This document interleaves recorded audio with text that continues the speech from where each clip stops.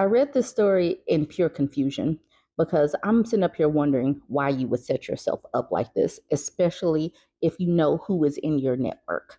This woman says, or this article says, LA lesbian says she's been disowned by her friends for voting for Trump. Another casualty of the leopards. Let's get into the article. A Los Angeles pro Israel lesbian claims she's been exiled by the queer community for supporting President elect Donald Trump. I definitely feel like I'm on an island alone. The queer people have turned their backs on me, and I'm queer, so it's very painful. That's Tanya Siskanowski told Fox. Ever since I publicly said I was voting for Trump, I am no longer welcome in the LGBTQ social spheres they provide. If there was a birthday party I was invited to, I'm no longer able to attend. I think it's disgusting someone can push me out of something like this. They liked me 2 weeks ago, and now they don't, just because I voted for someone. She claims that she worked in Iowa with Hillary Clinton in 2016 and voted for Joe Biden in 2020. But this time, Siskanowski decided to change her alliance and support Trump. Apart from believing in Trump's economic policy and his stance on border control, the highly lesbian, highly Zionist, and highly American woman says she became right leaning because of her Jewish faith. She said that the recent pro Palestinian protests on college campuses were the last straw for her. Now, I'm looking at her picture, and like she says, she describes herself as highly lesbian. How is she going to navigate the social circles for the MAGA? Are they going to look at her and accept her for who she is? Because she is highly masculinized and a woman. And I just don't see this happening. She's been ostracized by the queer community for how she voted. And now she's going to have to find some solace amongst maybe other LGBTQ Trump supporters or other MAGA people. But how is that going to happen, especially if she lives in California? It's going to be very interesting because they do not seem like they accept too many members of the LGBTQ community. This is the part that gets me. This is her quote. I was absolutely that person who would say, if you're a Trump supporter, I don't want you in my life. I can say I regret that. So she was one of those people up until this point. But over here, she said they liked me 2 weeks ago and now they don't just because I voted for someone. So make that make sense, because I'm going to say this part once more. I was absolutely that person who would say, if you're a Trump supporter, I don't want you in my life. I can say that I regret that. Maybe she should have remembered her former self. Maybe. All right, she says, Israel changed my mind. I am a Jew, and what was happening on campuses was appalling.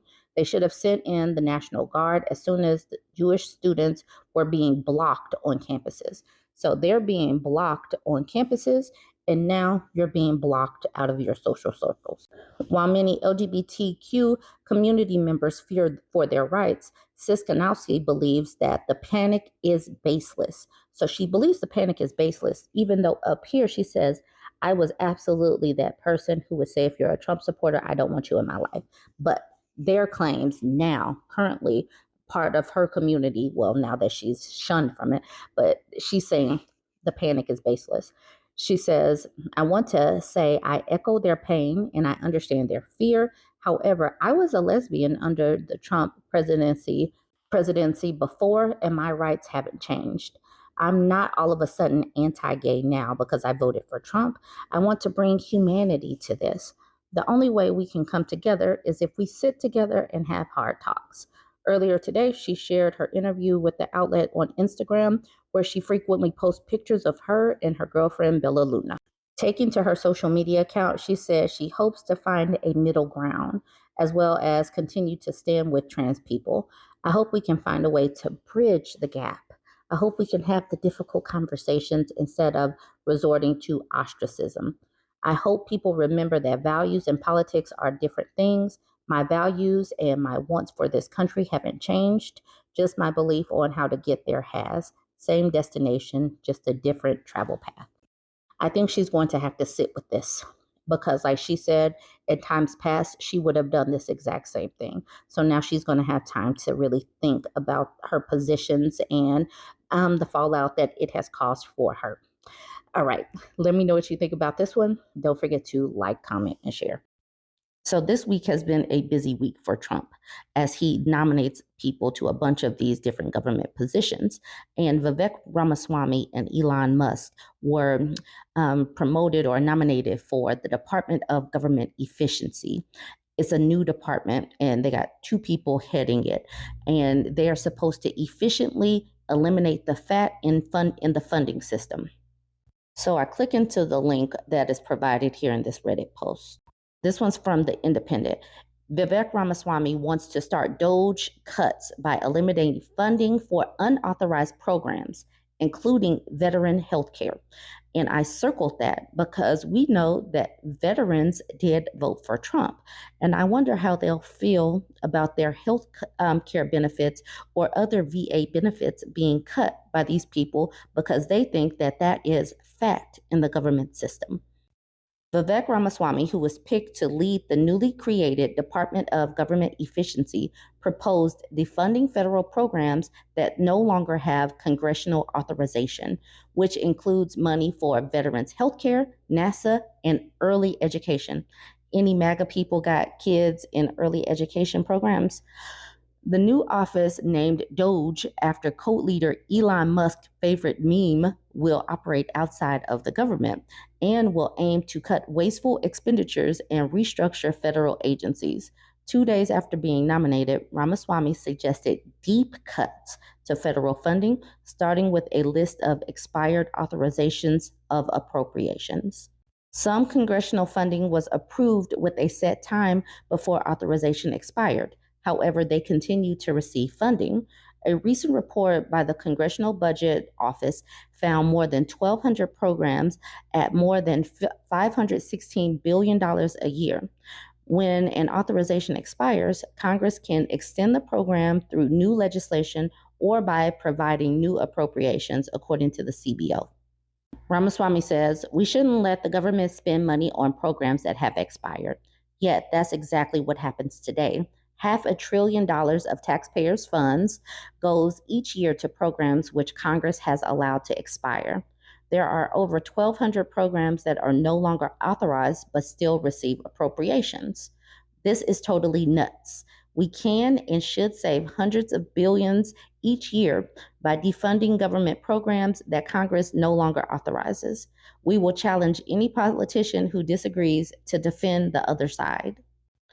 Social media users were quick to point out that some of the programs that received funding despite lacking current congressional authorization. One is the Veterans Healthcare Eligibility Reform Act of 1996, which helps provide funding for veterans' medical care. The authorization expired in 1998, but still receives about $120 billion in funding. 1998, $120 billion. So I wonder if that's really going to be on the chopping block, because that is a substantial amount of the $516 billion that he was talking about. It was hardly the only notable agency that could see a funding stream dried up. Others included a bill that helped NASA and the International Space Station. Another area was tied to Head Start, which helps provide early childhood education to low-income students. Basically, F them kids. It's unclear if Ramaswamy knew the specific programs he could potentially cut or if he would exempt any. He later doubled down on his thoughts. If it doesn't advance the interests of American citizens, we're putting it on the chopping block. Amazingly, there are a number of programs whose authorization from Congress has already expired, yet money still flows out the door. That needs to end next year. The one-time presidential candidate wrote, both Ramaswamy and Musk have been tasked to lead the Trump-created agency that will look to curb government spending. Musk has estimated that $2 trillion can be axed from the federal payroll. We are very grateful to the thousands of Americans who have expressed interest in helping us at DOGE, the agency wrote on X on Thursday. We don't need more part-time idea generators. We need super high Q small government revolutionaries willing to work 80 hours per week on unglamorous cost cutting. If that's you, DM this account with your CV. Elon and Vivek will review the top 1% of applicants. But listen to this. Musk admitted that working conditions at Doge aren't exactly typical. This will be tedious work, make lots of enemies, and compensation is zero. What a great deal. So these people want you to work 80 hours a week. He wants you to be super high Q, some revolutionaries, and pay you $0. And this is actually on Twitter. This is their new Twitter page. It has a $ symbol. It says at Doge. So you can see right here where they're asking for somebody to work 80 plus hours. So this man named Alex retweeted this and commented, I get the unbridled enthusiasm of wanting to be part of something of profound historical significance like the Doge, but I think people don't quite realize that the task at hand will require a monumental amount of tedious, super high quality work. Super high quality and tedious. Okay, that's what Alex. Then Elon Musk retweeted that and put this comment. Indeed, this will be tedious work, make lots of enemies, and compensation is zero. What a great deal. So this is from Elon Musk's own account that they do not want to pay these people. Now look at what some of these people are saying underneath Elon Musk's comment. He's saying, I don't care about the money. I want to save America, save our children, and help our veterans. So some of these people can just survive off of good vibes. Farzad says the compensation will be a thriving economy. I would like to know how you go to pay for groceries with a thriving economy, how you pay for gas with a thriving economy if none of that money is going inside your pocket. Just for a laugh, according to USA Today, the name Doge comes from Dogecoin, and that became a phenomenon in 2021 with Musk and other prominent figures and celebrities endorsing the cryptocurrency. The meme coin became so popular that its market value rose to $45 billion in April 2021. Musk was one of the coin's biggest supporters, so much so that in 2023, he even temporarily changed the logo on X, formerly known as Twitter, to the Doge dog logo, triggering a spike in Dogecoin value. So these people are playing games with everybody. Just know that this is where it's coming from. But let me know. Would you do 80 plus hours of highly tedious work for $0? Let me know in the comments. Don't forget to like, comment, and share. This article is actually an article from the Washington Post. It's talking about the return to office mandates. Now, it says diversity will suffer with 5-day office mandates. And we've already talked about this before. Being able to work from home or have a hybrid schedule has definitely helped women, moms in particular, caretakers, people that are taking care of their parents or whatever, people that might be living with disabilities, minorities that want to get away from microaggressions. It has helped people, but offices, corporations, taxes, cities that need these tax revenues want to get people back into the office so that we can get back to life in general, where we're spending more on gas, clothes, food while we're out and about and all of that. Like I said, this is from the Washington Post.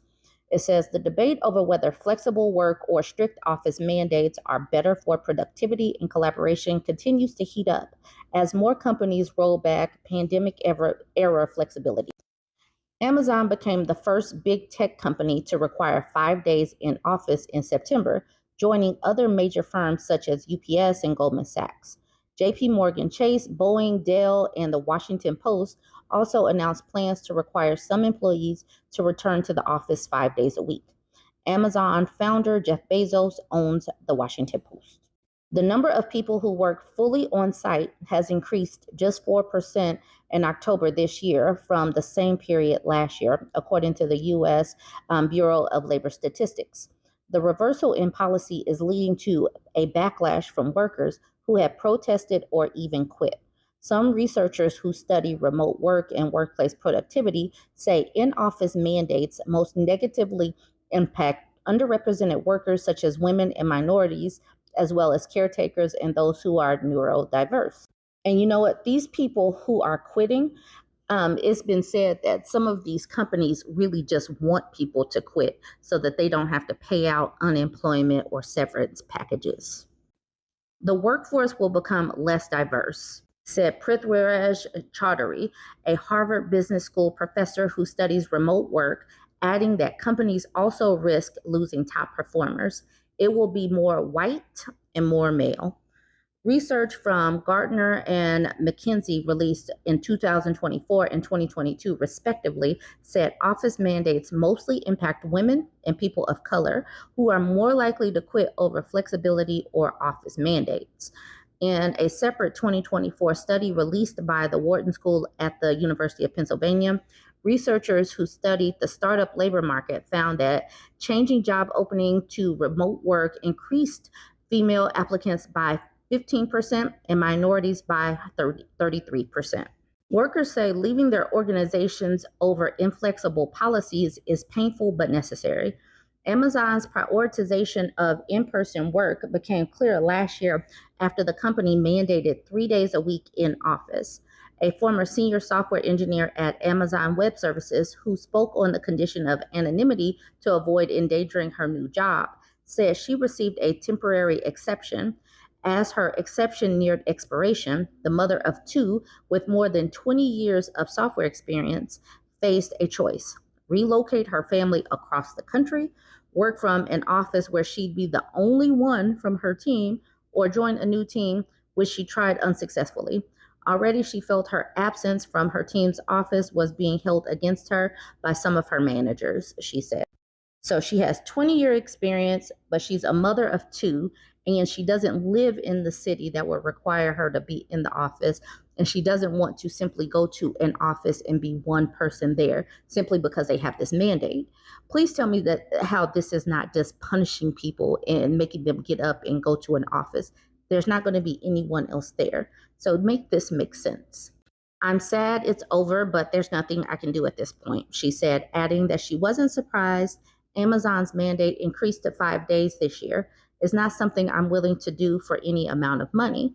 So she gave up her lofty salary, big projects, and restricted stock units before they vested, a 6-figure loss, and got a job elsewhere. It took her months to be at peace with her decision. With her departure, the organization not only lost the rarity of a senior female engineer, but a strong leader with a distinctive voice who had the potential to become a principal engineer, said her manager, who spoke on the condition of anonymity out of fear of retribution. This was a big loss for me personally and for my team, said the manager. Amazon did all the talk about diversity, but when push comes to shove, it doesn't really do anything to protect it. But companies suggest the research hasn't played out. Amazon did not comment on whether diversity was taken into consideration when issuing its office mandates. But when it shifted from remote to hybrid last year, there was no increase in attrition, a spokesperson said. It also pointed to its workforce demographics report, which shows a slight increase in women and diverse workers from 2022 to 2023. Goldman Sachs reports similarly show marginal increases from 2022 and 2023. The effects of reversing flexible policies may take some time to reveal themselves, Harvard Chaudhary said. The drop in diversity is more likely to first appear in the pool of job applicants, whereas employee turnover might take more time to play out.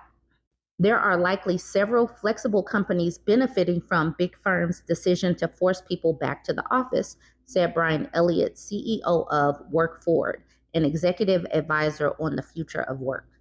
Elliott says the loss of women and minority workers could create financial consequences. Diversity is tied to innovation. People with diverse perspectives bring in new ideas and show you your monocultural blind spots. Pinterest, which allows employees to choose where they work for roles that can be done anywhere, said it experienced a 90% surge in job applications the week immediately following Amazon's in-office mandate. A couple of weeks later, applications returned to normal levels. My immediate thought when I saw 5 days a week in the office was, That's an opportunity for us, said Sarah Phillips Broadhurst, Senior Director of People Strategy and Innovation at Pinterest. Flexibility is a differentiator for us. We can really pick the best people for the positions we have, and when they join Pinterest, they tend to stay. Pinterest says since it launched its flexible work model, it's been able to hire more diverse talent and women, with 68% of diverse workers and 63% of women based outside of the company's Bay Area home base. Even just part-time remote work can provide some workers a respite from microaggressions and having to mask their identities at work, some workers said. Jaya Malik, who is of South Asian descent and runs her own diversity, equity, and inclusion consulting and coaching firm, previously worked for big tech companies. She regularly had to defend herself against doubt of her credentials and decisions, much more than her white or male counterparts. She also often code switched or adjusted her language and behavior to match her environment and masked her neurodivergence to avoid being the target of jokes. I was never working in a psychologically safe environment, said the 39-year-old who lives in a Seattle suburb. It felt like I couldn't let my guard down. But in 2020, after experiencing the benefits of remote work, including being able to care for her daughter with medical complications, she said she never again worked from an office full time. And see, this helps people that still need to provide food and clothing and shelter to their kids that have medical conditions or who are living with disabilities. It helps them still be able to do that and be the caretaker. All right, it says some workers are finding ways to create flexibility for themselves. Francisca Brown, 53-year-old Milwaukee resident, launched her own diversity, equity, and inclusion consulting firm, partially because her former employer didn't provide the flexibility she needed to care for her mother, who was diagnosed with pancreatic cancer. Though she left out of necessity, she gained several unexpected benefits. I was missing a whole part of myself, she said, adding that as a female person of color, she felt like she had to constantly prove herself as worthy of her job. It opened up my world of curiosity again. She said if she ever did join another company full time, she would prioritize hybrid work so that she can have some downtime to be herself. Yes, this is something that many of us know we can speak from, but there's so many benefits to work from home, and they're trying to snatch it away. And this is going to harm some folks, but like this article was saying, there are companies that are going to seize the opportunities to pluck up this talent. And maybe the big tech companies don't care about diversity, but these other companies will. Let me know what you think about this article. Don't forget to like, comment, and share.